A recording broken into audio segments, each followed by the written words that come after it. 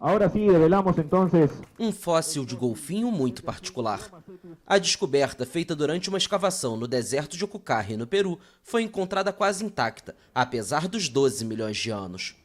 O esqueleto petrificado é do espécime Lomacetus e mede 3,5 metros. É realmente muito importante. Para começar, a maioria dos esqueletos que encontramos no deserto costuma estar desarticulada. Neste caso, temos um esqueleto quase completo, com vértebras, costelas, partes do crânio, o que representa que está muito completo.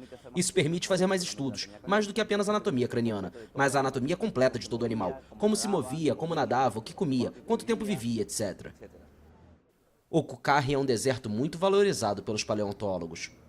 Há pouco mais de 2 décadas, foram descobertos fósseis de 2 baleias anãs de 4 patas, golfinhos, tubarões e outras espécies do período Mioceno, que começou há 23 milhões de anos e terminou há cerca de 5 milhões de anos.